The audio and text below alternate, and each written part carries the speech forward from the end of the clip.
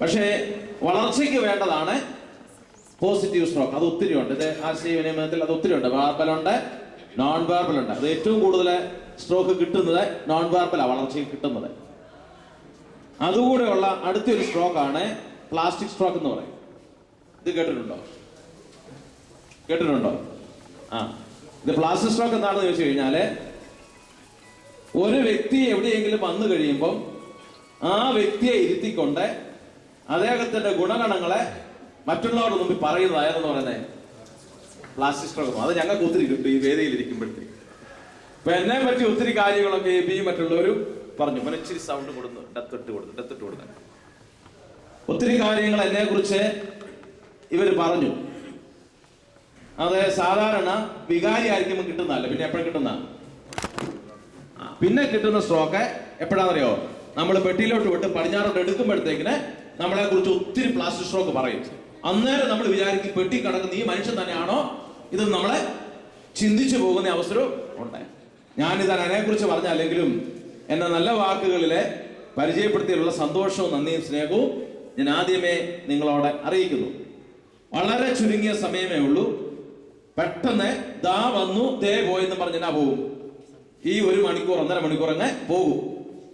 എന്നെ ഏൽപ്പിച്ചിരിക്കുന്നത് ഞാൻ മദ്യപാനത്തെ പറ്റിയൊന്നും അല്ല ഇപ്പൊ ഇവിടെ എടുക്കുന്ന ക്ലാസ്. അത് എടുത്തു കഴിഞ്ഞാൽ ഇവർക്കൊക്കെ വലിയ ബുദ്ധിമുട്ട് സങ്കടം ഉണ്ടാകും. ജോസഫിന് ആദ്യമേ ഇവിടെ ഒരു പ്രതിജ്ഞ ധരിച്ചുകൊണ്ട് തിരിച്ചറിഞ്ഞു എന്ന് പറഞ്ഞ അച്ഛൻ മനസ്സോടെ പാപം ചെയ്യുവാനായിട്ട് ഞങ്ങൾക്ക് അവസരം ഒരുക്കിയെന്ന് അച്ഛനോട് ഇവിടെ പറയേണ്ട അവസരമുണ്ടായി. അത് ഇവാനസിരിമനി ചോദിക്കുമ്പോഴത്തന്നെ മാനേജിംഗ് കമ്മിറ്റിയിലേക്കും ഹൗസിലേക്കും മത്സരിക്കുന്ന ആൾക്കാർ വരുമ്പം അവിടെ വന്ന് തിരുമേനി ചോദിക്കുന്നത് മദ്യപിക്കോ എന്ന് ചോദിക്കും.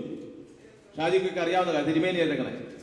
അപ്പോഴത്തേക്കിനെ തിരുമേനിയോട് നിന്നതിന് ശേഷം ചിലര് പറയും തിരുമേനി പരസ്യമായിട്ട് കള്ളം പറയാനുള്ള അവസരം, പാപം ചെയ്യാനുള്ള അവസരം ഒരുക്കരുതെന്ന് പറയും. അതുകൊണ്ട് ഞാൻ ഇവിടെ മദ്യപാനം എന്ന് പറയുന്ന വിഷയം വരും, പക്ഷെ അതിനെ പറ്റിയല്ല. നേരെ മറിച്ച് ഇതിലേക്ക് നമ്മുടെ കുഞ്ഞുങ്ങൾ പോകാതിരിക്കാനായിട്ട് എങ്ങനെ അവരെ വളർത്തണമെന്നുള്ള വിഷയത്തിലേക്കാണ് ഞാൻ വരുന്നത്. അതാണ് അവരുടെ മനസ്സിന് shaping of the brain and mind. ഇതാണ് ഞാൻ ഫോക്കസ് ചെയ്യുന്ന വിഷയം. അതിലേക്ക് കൂടുതൽ ആമുഖമൊന്നുമില്ലാതെ ഞാൻ വിഷയത്തിലേക്ക് വരിക. കുഞ്ഞുങ്ങളെ വളർത്തുന്നതിന് എന്തെങ്കിലും ട്രെയിനിങ് വേണോ?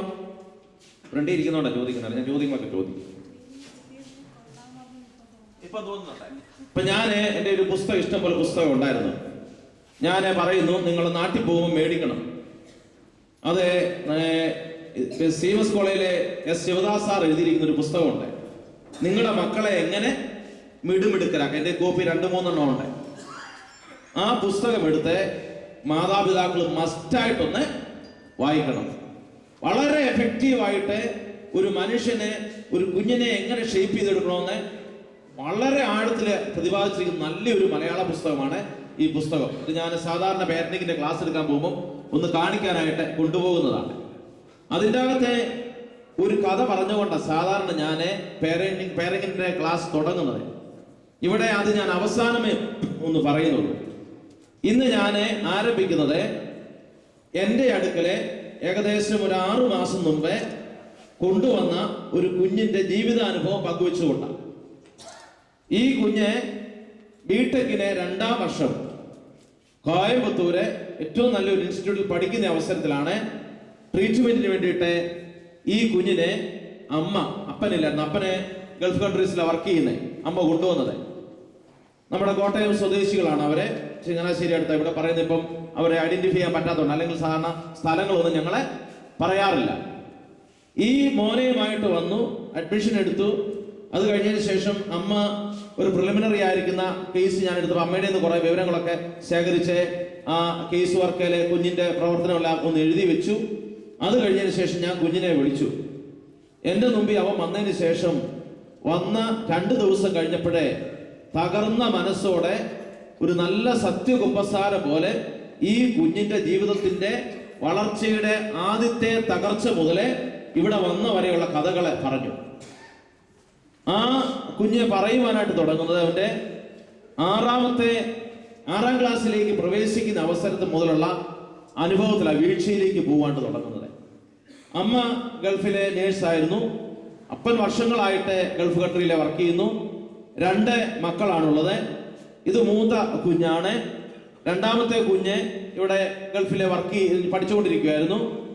ഈ മൂത്ത കുഞ്ഞിന് 6 വയസ്സായപ്പോൾ അമ്മ ജോലി റിസൈൻ ചെയ്തതിന് ശേഷം നാട്ടിൽ വന്നതിന് ശേഷം അമ്മയുടെ സ്ഥലത്തെ വടക്കൻ പ്രദേശത്തെ കോഴിക്കോട് സൈഡിൽ പഠിച്ചുകൊണ്ടിരുന്ന കുഞ്ഞിനെ കോട്ടയത്ത് കൊണ്ട് ചങ്ങനാശ്ശേരിയിലെ നല്ലൊരു ഇംഗ്ലീഷ് മീഡിയം സ്കൂളിൽ കൊണ്ടാക്കി. അവരുടെ അപ്പൻ്റെ വീട് ചങ്ങനാശ്ശേരിയിലാണ്. അവിടെ കുഞ്ഞിനെയുമായിട്ട് താമസിക്കുവാൻ തുടങ്ങി. 6ാം ക്ലാസ് എന്ന് പറയുമ്പോഴത്തേക്കിന് ഈ കുഞ്ഞിന്റെ വളർച്ചയിലെ പ്രധാനപ്പെട്ട ഒരു ചേഞ്ചിങ് പീരീഡാണ്. ഏതാ മക്കളെ 6ാം ക്ലാസ്സിന്റെ പ്രായത്തിലേക്ക് വരുമ്പോൾ മാറ്റം? എന്നാ പറയുന്നത്? 6ാം ക്ലാസ്സിലേക്ക് വരുമ്പോൾ മാറ്റം ഏതാ? ടീനേജിലേക്ക് തുടങ്ങുക. അപ്പൊ ഈ കുഞ്ഞ് ദൈവത്തിന്റെ കൈ കൊടുത്തു കഴിഞ്ഞപ്പോഴത്തേക്കിന് ഒരു കുറവുമില്ലാതെ അമ്മയുടെയും അപ്പന്റെയും കൊടുത്ത ഒരു കുഞ്ഞായിരുന്നു. കുറവുണ്ടായിരുന്നോ? ഇല്ലായിരുന്നു. 6ാം ക്ലാസ്സിൽ കുഞ്ഞ് പോയി. അവൻ തന്നെ കണ്ണുനീരോടെ പറയുന്ന അനുഭവമാണ്. ശരിക്കും നമുക്ക് സങ്കടം വന്നു പോകും. ഈ കുഞ്ഞ് അവിടെ ചെന്നു. ആദ്യമേ സ്കൂളിൽ ചെന്ന് ഒരു 2 ആഴ്ച കഴിഞ്ഞപ്പം അമ്മയോട് പറയുന്ന വാക്ക്, അമ്മേ, സ്കൂളിലെ ചില പിള്ളേരൊന്നും അത്ര നല്ല കുഞ്ഞുങ്ങളല്ല. അപ്പൊ അമ്മ അന്നേരത്തേക്കിനെ പറഞ്ഞു, ഈ കുഞ്ഞുങ്ങളെ നല്ല കുഞ്ഞുങ്ങളെ അല്ലെങ്കിലും അതിനെ ഗൗരവതരമായിട്ടെടുത്ത് ആ കുഞ്ഞു പറഞ്ഞ ആ വാക്കിന്റെ അർത്ഥം എന്താണ് എന്ന് പൊരുള് തിരിച്ചറിഞ്ഞ് ആ കുഞ്ഞുമായിട്ട് ഇടപെടുവാൻ അമ്മയ്ക്ക് സഹായിച്ചില്ല. അമ്മ ക്യാഷ്വലായിട്ട് അങ്ങനെ വരുന്ന മക്കളെ എല്ലാം നല്ല പിള്ളേരാണെന്ന് പറഞ്ഞു പോയി. ഒരു 2-3 ദിവസത്തെ ഈ കൊച്ചു വന്ന് വീട്ടിൽ വന്നതിന് ശേഷം പറയും, അമ്മ, പിള്ളേരെ എങ്ങനെയുള്ളവരല്ല, ചീത്തയാണെന്ന് പറയും. അമ്മ ഗവനിച്ചില്ല. ഇത് കഴിഞ്ഞ് ഇവൻ അമ്മയോട് മിണ്ടുകയില്ല. അത് കഴിഞ്ഞ് ഒരു 2, 3, 4 മാസം കഴിയുന്ന സമയത്ത് ഈ കുഞ്ഞു കൂട്ടുകാരെയുമായിട്ട് വരും. മുറിക്കകത്ത് കയറും. അവിടെ ഇന്റർനെറ്റ് കണക്ഷൻ ഉണ്ട്. അതിൻ്റെ അകത്തിരുന്ന കമ്പൈൻ സ്റ്റഡി മുടി വരച്ച് പഠിക്കും. തിരിച്ചു പോകും. 1 വർഷമൊക്കെ ഇങ്ങനെ കഴിഞ്ഞു. 1 വർഷം കഴിഞ്ഞ് പോയി 7, 8 കുഞ്ഞിനെ കുറിച്ച് കംപ്ലൈന്റ് വരാൻ തുടങ്ങി.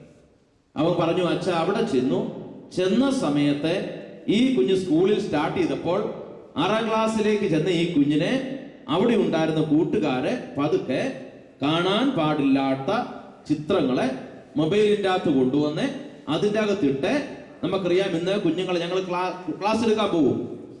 5ാം ക്ലാസ്സിലും 6ാം ക്ലാസ്സിലും പഠിക്കുന്ന കുഞ്ഞുങ്ങളെ ചില സമയത്ത് പിടിച്ചു കഴിയുമ്പോൾ 1 GB-യുടെയും 2 GB-യുടെയും ചെറിയ മൊബൈലിന്റെ കുഞ്ഞുങ്ങളെ സൂക്ഷിക്കും.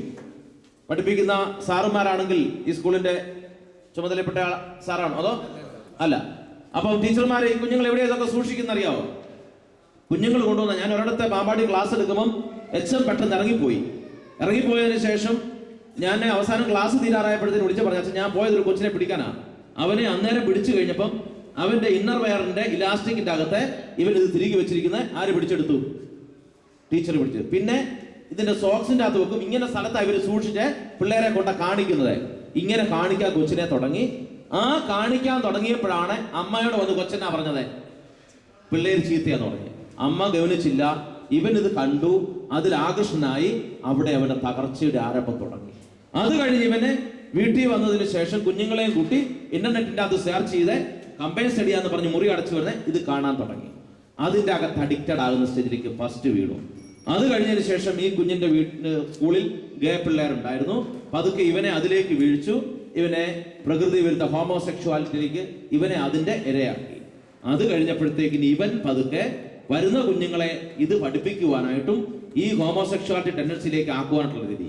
10ാം ക്ലാസ് വന്നപ്പോഴത്തേക്കിന് അവൻ ബിയറും കൂടെ ഉപയോഗിക്കാൻ തുടങ്ങി. ആ സ്കൂളിലെ ശല്യമായി.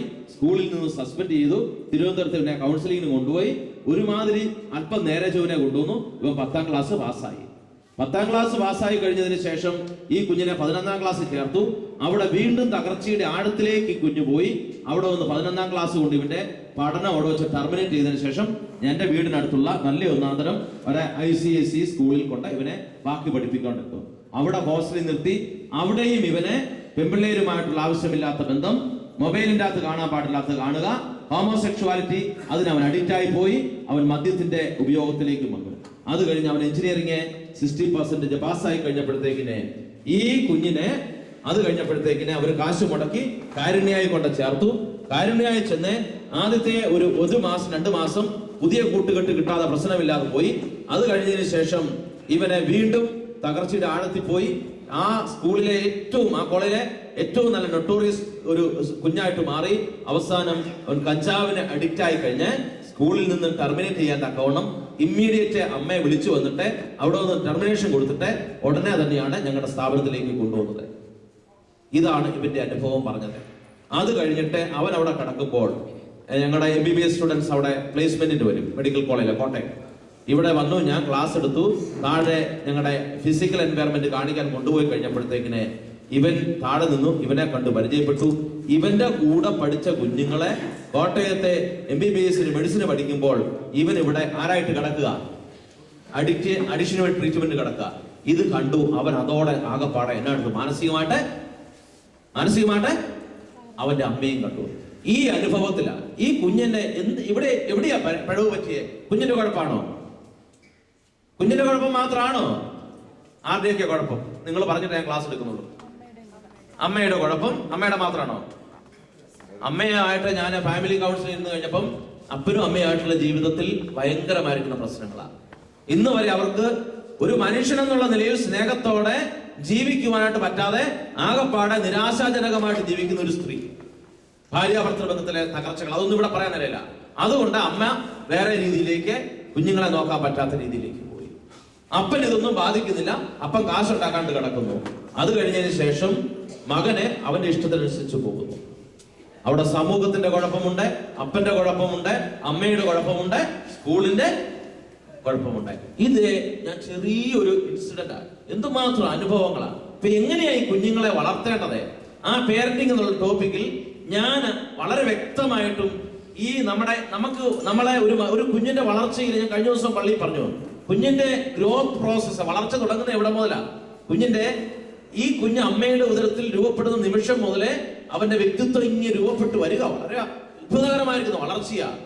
അവിടെ മുതലേ കുഞ്ഞിന് 4 രീതിയിലുള്ള ഗ്രോത്ത് ഉണ്ട്. ഏതൊക്കെയാ?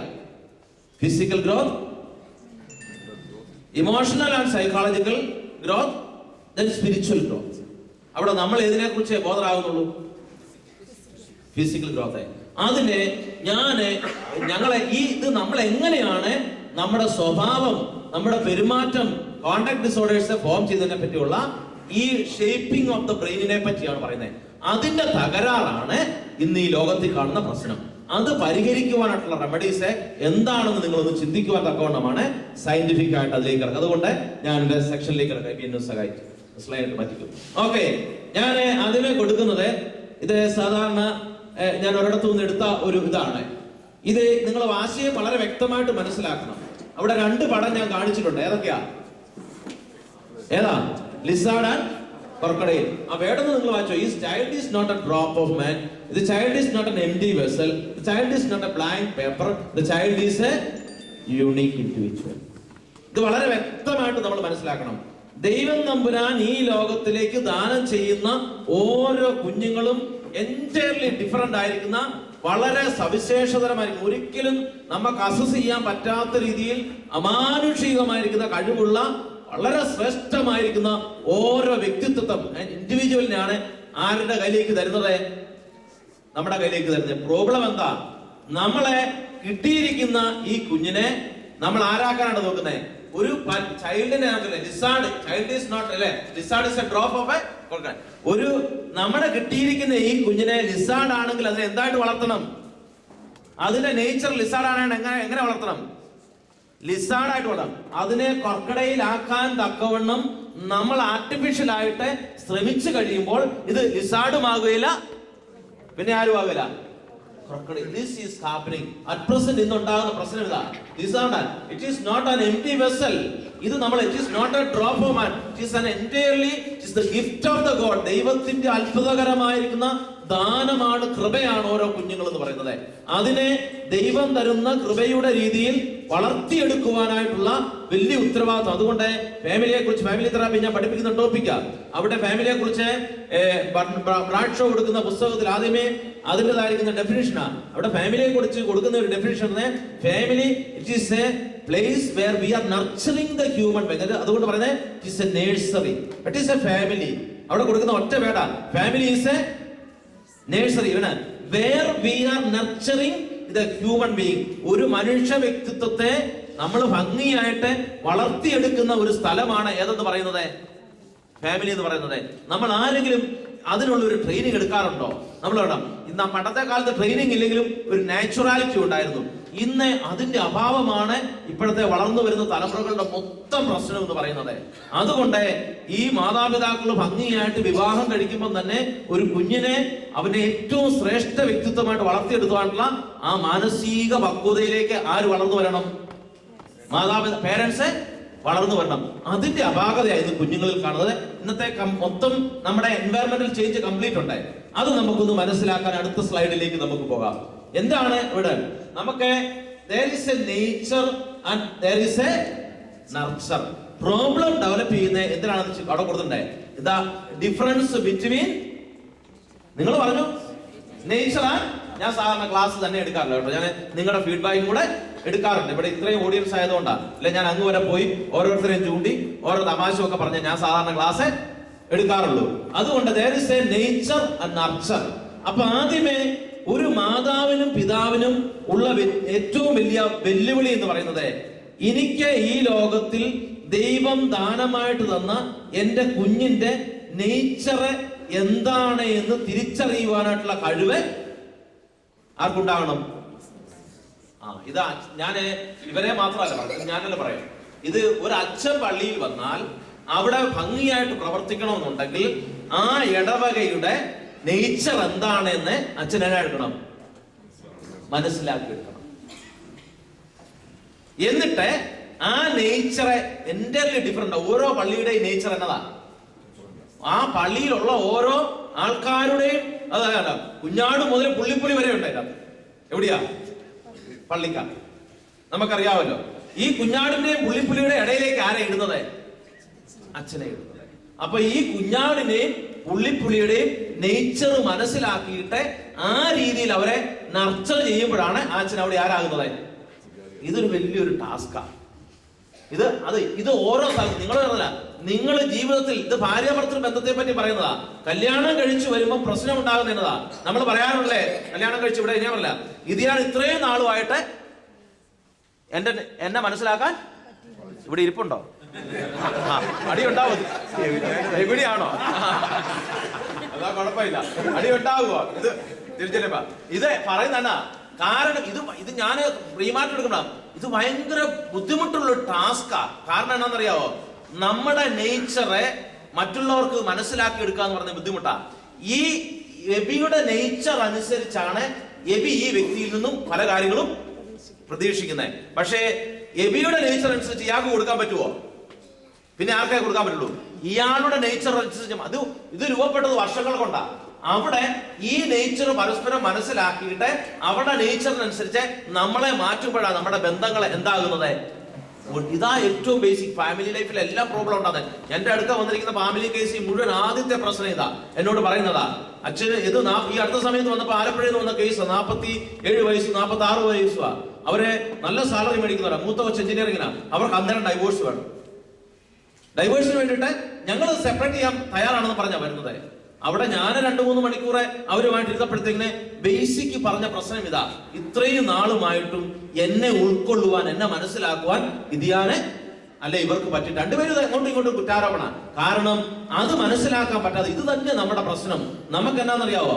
ഇന്ന് നമ്മുടെ ഈ ലോകത്തിൽ നമ്മൾ ധരിച്ചു വെച്ചിരിക്കുന്ന നമ്മുടെ ചിന്തകൾക്കും നമ്മുടെ ധാരണകൾക്കും അനുസരിച്ച് ഈ കുഞ്ഞിനെ നർച്ചർ ചെയ്യുവാൻ വേണ്ടി നമ്മൾ ശ്രമിക്കുമ്പോഴാണ് അവന്റെ വ്യക്തിത്വത്തിൽ എന്നാ ഉണ്ടാകുന്നത്? ഒരു നോർമൽ നേച്ചർ. ഒരു കുഞ്ഞു വളരേണ്ട പണ്ടത്തെ കാലത്ത് അതാ ഈ നേച്ചർ എന്ന് പറഞ്ഞാൽ. എന്നാന്ന് വെച്ച് കഴിഞ്ഞാൽ പണ്ടത്തെ കാലത്ത് എന്ന് പറഞ്ഞാൽ ഒരു 30-40 ഞാൻ എന്റെ കൂടെ പഠിച്ചപ്പം പ്രീ ഡിഗ്രിക്ക് ഞാൻ പഠിക്കുമ്പോഴത്തേക്കും 18 വീട്ടിലെ ഒരു പെങ്കൊച്ച്, ഇളയ പെങ്കൊച്ച് എന്റെ കൂടെ എന്റെ ക്ലാസ്മേറ്റ് ആയിരുന്നു. അന്നത്തെ കാലത്ത് വന്നു കഴിഞ്ഞപ്പോഴത്തെ നേച്ചർ എന്നാന്ന് വെച്ച് കഴിഞ്ഞാല് ഈ കുഞ്ഞുങ്ങളെ ഇങ്ങോട്ട് ദൈവം നമ്പരാനായിട്ട് ഒരു 18 വയസ്സിൽ 16 വയസ്സിൽ കല്യാണം കൊടുത്തു കഴിഞ്ഞാല് ദൈവം നമ്പരാന് അവർക്ക് ആയുസ് കൊടുക്കുന്നിടത്തോളം കാലം അന്നത്തെ കാലത്ത് ഈ പ്രധാനപ്പെട്ട ആസൂത്രണങ്ങളൊന്നും ഇല്ലാത്തത് കൊണ്ട് ഒരു 10, 40, 50 വയസ്സ് വരെ ഈ നെല്ലിക്കാക്കോട്ട മറിച്ചിട്ട് പോലെ 10-12 എണ്ണം കാണും. ഇത് കഴിഞ്ഞതിന് ശേഷം ഈ കുഞ്ഞുങ്ങൾ രാവിലെ എഴുന്നേറ്റതിന് ശേഷം ഈ കുഞ്ഞുങ്ങളെ അതുങ്ങളുടെ നേച്ചറിനനുസരിച്ച് രാവിലെ എഴുന്നേറ്റ് കഴിഞ്ഞാൽ എടുക്കും. ഇപ്പോഴത്തെ പോലെ പല്ല് തേക്കട എന്ന് പറയണോ? പണ്ടത്തെ കുഞ്ഞുങ്ങളെ. പിന്നെ എന്നതാ ആ കുഞ്ഞ് എഴുന്നേറ്റ് പല്ല് തേച്ചില്ല അടുത്ത വീട്ടിലേക്ക് ഓടി. അവിടെ ചെന്നതിന് ശേഷം അവൻ അവിടെ പല്ലുമൊക്കെ തേച്ച് ഉമ്മിക്കരി മാവലയൊക്കെ എടുത്തിട്ട് പല്ലുമൊക്കെ തേച്ചതിന് ശേഷം അടുത്ത വീട്ടിൽ അപ്പന്റെ ചേട്ടന്റെ അവിടെ നിന്ന് ഒരു കാപ്പി കുടിച്ചു. അടുത്ത തെങ്ങ കയറി അവിടുന്ന് മാങ്ങ പറിച്ചു. അവിടുന്ന് ഓടി ഇവിടുന്ന് ഓടി അവിടെ പോയി. ഉച്ചയ്ക്ക് പോയി വൈകിട്ട് പോയി. ഭക്ഷണം കഴിപ്പിക്കാൻ ആവുമ്പോൾ ബുദ്ധിമുട്ടണോ? ഒന്നും വേണ്ട. അവരെ ടോയ്ലറ്റിൽ കൊണ്ടുപോകാനില്ല. ഇവനെ അവധിക്ക് ഇങ്ങനെയൊക്കെ അടുത്ത വീടുകളില്ല. അതൊരു സോഷ്യലൈസേഷനാണ്. അവന്റെ സ്കിൽസ് പലതും എടുക്കുക.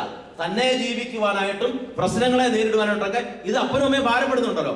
അത് കഴിഞ്ഞതിന് ശേഷം ഇങ്ങനെ അവിടെ ഇവിടെ എല്ലാം പോയി വൈകിട്ട് വന്നു കഴിഞ്ഞപ്പം ഉച്ചയെ കുളിച്ചൊക്കെ തന്നെ കുളിക്കുന്നു. അപ്പനും അമ്മയെ കുളിപ്പിക്കണോ? ഇതെല്ലാം കഴിഞ്ഞ് അങ്ങോട്ട് കയറി കടന്നു കഴിയുമ്പോഴത്തേക്കിന് അമ്മ പോയി ലാസ്റ്റ് 1 2 3 4 5 നെണ്ണി നോക്കുമ്പോഴത്തേന് എല്ലാം ഉണ്ടോന്ന് അറിയുന്നുണ്ട്. അവരൊരു നാച്ചുറൽ ആയിരിക്കുന്ന അത് ശരിയാണെന്നുള്ളതൊന്നും അല്ല ഞാൻ പറയാം. അങ്ങനെ ഇന്നത്തെ കുഞ്ഞുങ്ങളെ വളർത്തുക. കാരണം ഇന്നത്തെ കാലത്തെ സ്വന്തം അയലോകത്തെ 90 വയസ്സുള്ള അപ്പച്ചനോടടുത്ത് പോലും 1 വയസ്സുള്ള കൊച്ചിനാക്കിയിട്ട് പോകാൻ പറ്റുവേലാത്ത കാലഘട്ടമാണെന്നുള്ളത് നമുക്കറിയാം. അത് വേറെ കാര്യം. അതല്ല ഞാൻ പറഞ്ഞത്. പക്ഷേ അന്നത്തെ കാലത്തെ ഒരു നാച്ചുറൽ ആയിരിക്കുന്ന ഒരു ഗ്രോത്ത് ഉണ്ടായിരുന്നു. ഇന്ന് മാറിയിട്ട് ആർട്ടിഫിഷ്യൽ ആയിട്ട് നമുക്ക് അത് ഇഷ്ടംപോലെ ഇതിനെക്കുറിച്ച് ആശയങ്ങൾ പറയാനുണ്ട്. അത് സമയമില്ല. ഒരു കമ്പാരിറ്റീവ് ആയിരിക്കുന്ന സംസ്കാരം, ഈ സംസ്കാരത്തിന്റെ മാറ്റത്തിനനുസരിച്ച് വളർച്ചയാ. അവിടെയാണ് പ്രശ്നങ്ങൾ ഉണ്ടാകുന്നത്. ഇത് നേച്ചറെ അത് ഉണ്ടാക്കിയത് ഓരോന്നും ഓരോ മണിക്കൂറുകൾ പറയാനുള്ള വിഷയങ്ങളാണ്. അത് കഴിഞ്ഞതിന് ശേഷം എങ്ങനെയാണ് ഈ വളർച്ച ഉണ്ടാകുന്നത്? ഈ നേച്ചർ ഡിസൈഡ് ചെയ്യുന്നത് ജെനറ്റിക് പ്രോഗ്രാമാണ്. ഒരു മനുഷ്യന്റെ നേച്ചർ ഡിസൈഡ് ചെയ്യുന്നത് ഏതാന്ന് വെച്ച് കഴിഞ്ഞാൽ ഇത് ഇവിടെ നേഴ്സും ഡോക്ടേഴ്സും ഒക്കെ ഉണ്ട്. ഒരു കുഞ്ഞ് ജനിച്ചു വീണ് കഴിയുമ്പോഴത്തേക്കിന് ആ കുഞ്ഞിന്റെ നേച്ചർ ഡിസൈഡ് ചെയ്യുന്നത് അവന്റെ അപ്പനും അമ്മയിൽ നിന്നും അവന് പകർന്നു കിട്ടുന്ന DNA സ്ട്രക്ചർ, ജനിതക ഘടകം ആണല്ലോ. ഇത് എത്ര തലമുറ മുമ്പുള്ള കിട്ടും? എത്ര തലമുറ മുമ്പുള്ള കിട്ടും? എത്ര തലമുറ കഴിഞ്ഞാൽ വിവാഹബന്ധം പറ്റാവും? നമ്മുടെ പറയുന്നത് ബന്ധുക്കൾ തമ്മിൽ 7 തലമുറ. എന്തുകൊണ്ടാ? കുറഞ്ഞത് 7 തലമുറ മുമ്പ് എന്നാണ് നമ്മൾ പറയുന്നത് വിവാഹബന്ധം. കാരണം എന്താ? രക്തബന്ധങ്ങൾ ഉണ്ടായിക്കഴിഞ്ഞാൽ അത് സയന്റിഫിക് റീസൺ ഉണ്ട്. സൈക്കാട്രിക് ഡിസോർഡേഴ്സ് ട്രാൻസ്ഫോം ചെയ്യുന്ന സൈക്കാട്രിക് ഡിസോർഡേഴ്സ് പറയുന്നുണ്ട്. അത് ഞാൻ ആ ഭാഗത്തേക്ക് ഒന്നും കിടക്കാൻ പോകില്ല.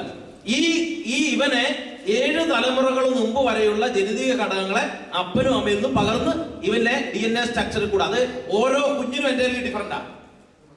നമ്മുടെ ഓരോ കുഞ്ഞുങ്ങളും ഒരുപോലെയാണോ? എന്റെ പകർന്ന് കിട്ടിക്കൊണ്ടിരിക്കുക. ഇങ്ങനെ പകർന്ന് കിട്ടുന്നതാണ് ഇവന്റെ നേച്ചറിനെ. അവിടെ തന്നെ പ്രശ്നം ഉണ്ടാകും. കാരണം നമുക്ക് നാട്ടിൽ പലപ്പോഴും ഉണ്ടാകുന്ന അടുത്തൊരു പ്രശ്നമാണ്. നല്ല പോലെ കുഞ്ഞുങ്ങളെ ദൈവം തമ്പുരാൻ കൊടുത്തു. ഒരു പക്ഷേ അപ്പൻ ഇച്ചിരി കറുത്തതായിരിക്കും, അമ്മ നല്ല വെളുത്തതായിരിക്കും. അത് കഴിഞ്ഞതിന് ശേഷം അല്ലെങ്കിൽ ഇവർ രണ്ടുപേരും ഇച്ചിരി കറുത്തതായിരിക്കും. ഇത് കഴിഞ്ഞ് കുഞ്ഞുണ്ടായി കഴിയുമ്പോഴത്തേക്കും കല്യാണം കഴിഞ്ഞ് കറക്റ്റ് 9 മാസം തികയുന്നതിന് 2 ദിവസം മുമ്പ് കുഞ്ഞുണ്ടായി. കുഞ്ഞുണ്ടായിട്ടോട്ട് വന്നു കഴിഞ്ഞാൽ നല്ല ഒന്നാന്തര കറുത്ത കുഞ്ഞാണ്. ഇവർ രണ്ടുപേരും വെളുത്തതാ. ഇവർ അല്പം പാരനോയിഡ് ഐഡിയയും കൊള്ള. ഇവർ ഇത് കണ്ടു കഴിയുമ്പോൾ അന്നേരം ചോദിക്കും, നീ ഇത് എവിടുന്ന് കൊണ്ടുവന്നാന്ന് ചോദിക്കും. അത് തന്നെ വഴക്കുണ്ടാകുന്ന കേസ് കേട്ടാ. ഈ കുഞ്ഞിനെ ഈ കറുത്ത നിറം എവിടെ നിന്ന് കിട്ടിയതായിരിക്കും?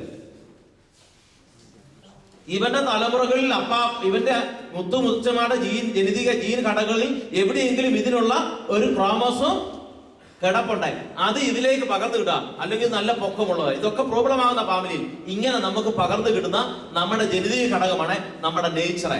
ആ നേച്ചറെ നമ്മുടെ physical structure and internal brain ഡെവലപ്മെന്റും നമ്മുടെ ഓരോ സ്വഭാവങ്ങൾ പോലും ഡിസൈഡ് ചെയ്യുന്നത് ഏതാണ്? ഇത് തീരുമാനിക്കുന്ന ആരാ? നമ്മളാണോ? ദൈവം. ഇതിനു വേണ്ടിയിട്ടാണ് നമ്മൾ പ്രാർത്ഥിക്കുക. ഒരു കുഞ്ഞുണ്ടാകാൻ നല്ലപോലെ കണ്ണുനീരോടെ പ്രാർത്ഥിക്കുന്നതിനാണെന്നറിയാവോ? ദൈവത്തിന്റെ കരുണ കൊണ്ട് എനിക്കുണ്ടാകുന്ന കുഞ്ഞിൽ ഒരു ഡിഫക്റ്റ് ഇല്ലാത്ത ഒരു നേച്ചറുള്ള കുഞ്ഞിനെ പകർന്നു കിട്ടുവാൻ വേണ്ടിയിട്ട് നമ്മൾ ആത്മാർത്ഥമായിട്ട് പ്രാർത്ഥിച്ചാൽ അതുപോലുള്ള കുഞ്ഞുങ്ങളെ പകർന്നു കൂട്ടും. കള്ളും കുടിച്ച് മൂക്കറ്റം വന്നതിന് ശേഷം ഭാര്യയെ റേപ്പ് ചെയ്യുന്ന രീതിയിൽ ബന്ധപ്പെട്ടതിന് ശേഷം ഒരു കുഞ്ഞുണ്ടായാൽ അവിടെ മുതലേ അതിന്റെ നേച്ചർ എന്നാ ഉണ്ടാവും? നേച്ചർ എന്നാ ഉണ്ടാവും? ഇപ്പോഴത്തെ പ്രശ്നം അതാ ഉണ്ടാകുന്നത്. ദൈവസന്നിധിയിലുള്ള നല്ല കുടുംബത്തിലുള്ള അലങ്കോലപ്പെട്ട ഭാര്യമാർക്ക് ഇഷ്ടമില്ലാത്ത ബലാത്കാരത്തിൽ നിന്നാണ് പല കുഞ്ഞുങ്ങളും. അച്ഛൻ പറയുന്നത് തെറ്റാണോ? തെറ്റാണോന്ന് ഉറക്കെ പറ. അതുകൊണ്ടാ പറ്റുന്നത്. അതുകൊണ്ട് നമ്മൾ അവിടെ ജനറ്റിക് പ്രോഗ്രാം ഉണ്ട്. ഈ ജനറ്റിക് പ്രോഗ്രാം ഉണ്ടായി കഴിയുമ്പോഴത്തേക്കിന് നമ്മുടെ വളർച്ചയ്ക്ക് വേണ്ടി ഫിസിക്കൽ ഗ്രോത്തിന് വേണ്ടിയിട്ട് ജനറ്റിക് പ്രോഗ്രാം ഉള്ള ഇവിടുന്ന് താഴോട്ടുള്ള ഘടകങ്ങളാണ്. ഇതിനു മുമ്പോട്ടെ നമ്മുടെ ജനറ്റിക് പ്രോഗ്രാമിൽ ഉണ്ടാകുന്ന സാധനം എന്ന് പറയുന്നത് ഈ നമ്മുടെ തലച്ചോറിന്റെ ഈ ബ്രെയിനിന്റെ സിസ്റ്റമാണ്. ഈ brain system it is only 2% of the total body weight നമ്മുടെ ബ്രെയിൻ എന്ന് പറയുന്നത്. But it is consuming the 20% of the ധൈര്യമായിട്ട് പറഞ്ഞതാ 2% of body brain, but it is more than 80% of the blood circulation. എന്നാ എനിക്ക് തോന്നുന്നത്. ഞാൻ കഴിഞ്ഞ പിള്ളേർക്ക് BSc നഴ്സിംഗ് പഠിപ്പിക്കുന്ന സമയത്ത് അവർക്ക് ഫിസിയോളജി ഓഫ് ദ ബിക്കോവർ പഠിച്ചു കഴിഞ്ഞപ്പോൾ ഞാനൊന്ന് ക്ലാസ് എടുത്ത് കൊടുത്തത് തന്നെയല്ല. ഇത് 2% ഉള്ളൂ ഏതെന്ന് പറയുന്നത് ഈ ബ്രെയിനിന്റെ സിസ്റ്റം തന്നെ. പക്ഷേ ഇത് കംപ്ലീറ്റ് ഫോം ചെയ്ത് വെച്ചിരിക്കുന്ന ഇതിലാ. ഈ ജനറ്റിക് പ്രോഗ്രാമിൽ ഈ കുഞ്ഞിഞ്ഞോട്ട് ജനിച്ചു വീണ് കഴിയുമ്പോഴത്തേക്കിനെ ഈ കുഞ്ഞിൻ്റെതായിരിക്കുന്ന തലച്ചോറിന്റെ അകത്തെ എല്ലാമായി തീരുമാനമുള്ള സംവിധാനങ്ങളുമായിട്ട് ഇവനെ ആക്കി തീർത്തിരിക്കുക. ഇവിടെ ഇതിന്റെ ഹാർഡ്വെയർ ആണ് ഏതെന്ന് പറഞ്ഞാൽ എന്താണ്? Genes are the hardware and learning is the software. ഈ ഹാർഡ്വെയർ നമ്മുടെ തന്നെ.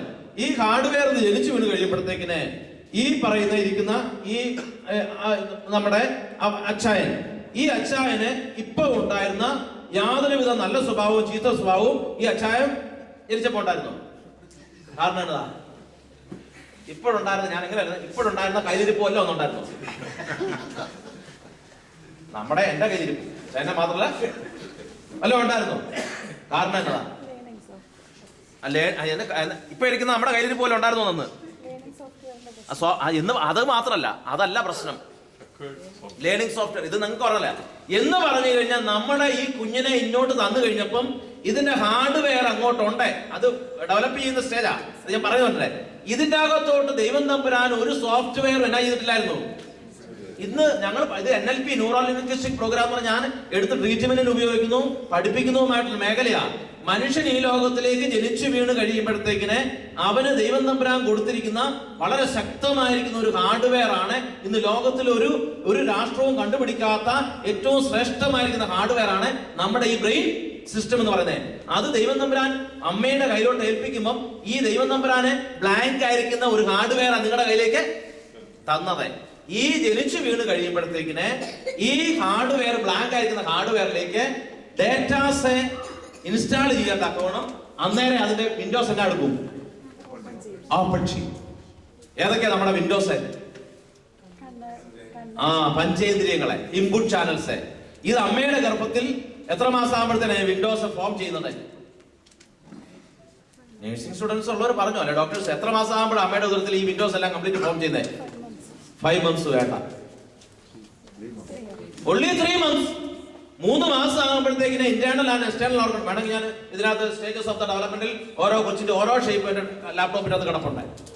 ഈ ഫീച്ചേഴ്സ് സ്റ്റാർട്ട് ചെയ്യുന്ന അന്നേരം പോലെ ഓരോ നിമിഷത്തിലെ ഗ്രോത്ത് പടം വരച്ച് ഞാൻ അതിന്റെ ഇട്ടിട്ടുണ്ട്. ഞാൻ നെറ്റിൽ നിന്ന് സെർച്ച് ചെയ്തെടുത്ത് കുഞ്ഞുങ്ങളെ പഠിപ്പിക്കാൻ കൊടുത്തിരിക്കുന്നത്. 3 months ആകുമ്പോഴത്തേന് internal and external organs form ചെയ്തു. ആ സമയത്ത് ഈ വിൻഡോസ് എന്നാ എടുക്കാൻ തുടങ്ങി? ഓപ്പൺ ചെയ്തു. ആ ഓപ്പൺ ചെയ്ത നിമിഷം മുതലേ ഈ കുഞ്ഞ് എന്നാ എടുക്കാൻ തുടങ്ങുക?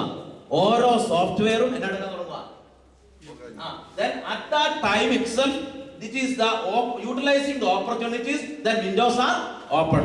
ഈ ഓപ്പൺ ചെയ്യുന്ന സമയത്ത് തന്നെ ഇത് വിൻഡോസ് ഓപ്പൺ ചെയ്ത് അന്നേരം മുതലേ അവിടെ നടക്കുന്ന കാര്യങ്ങളെ ഈ കുഞ്ഞമ്മയുടെ ഉദരത്തിൽ കിടക്കുമ്പോൾ മുതലേ കേട്ടും അനുഭവിച്ചു. കാണാൻ പറ്റുന്നില്ല. മനസ്സിലായേ? അമ്മയ്ക്ക് ജീവനുണ്ട്. ആർക്ക് ജീവനുണ്ട്? അമ്മ ഭക്ഷണം കഴിക്കുമ്പോൾ ആര് ഭക്ഷണം കഴിക്കും? കുഞ്ഞ് ഭക്ഷണം. അമ്മ പെയിൻ അനുഭവിക്കും. ആര് പെയിൻ അനുഭവിക്കും? കുഞ്ഞ് പെയിൻ അനുഭവിക്കും. അമ്മ മാനസിക സംഘർഷത്തിൽ കൂടെ പോകുമ്പോൾ ആരനുഭവിക്കും? അന്നേരം ഫാമിലിയിൽ ഉണ്ടാകുന്നത് മുഴുവൻ ഈ കുഞ്ഞിനെ എടുക്കാൻ തുടങ്ങുക. ഇത് ഞാൻ ഒരു മനുഷ്യനെ ആൽക്കഹോളിസിന് വന്നതിന് ശേഷം അവനെ ഞാൻ പിള്ളേർക്ക് ഹിപ്നോതെറാപ്പിയുടെ ട്രെയിനിങ് പ്രോഗ്രാം നടക്കുന്ന സമയത്ത് അത് എക്സിബിറ്റ് ചെയ്യാൻ വേണ്ടി പേഷ്യന്റിനെ അടിച്ചു. ഇവനെ കട്ടിലെ കടത്തിയതിനു ശേഷം അവനെ ഞാൻ ഹിപ്നോട്ടിക് നിദ്രയിലാക്കിയതിനു ശേഷം അവന്റെ ഇന്നർ ചൈൽഡ് വൂൺസ് അങ്ങോട്ട് എടുത്തു കൊടുത്തപ്പോഴത്തേക്കിന് അവനെ ഗർഭാവസ്ഥയിൽ ഉണ്ടായ വേദന മുതൽ അവൻ ഇങ്ങനെ ബോധാവസ്ഥയിൽ മുഴുവൻ ചൂണ്ടിക്കാണിക്കുന്ന അവസ്ഥയുണ്ടായിരുന്നു. ഞാൻ പഠിപ്പിക്കുന്ന കുഞ്ഞുങ്ങളുടെ മുമ്പിൽ വെച്ചാൽ ഞാനത് മുഴുവൻ അനലൈസ് ചെയ്തു.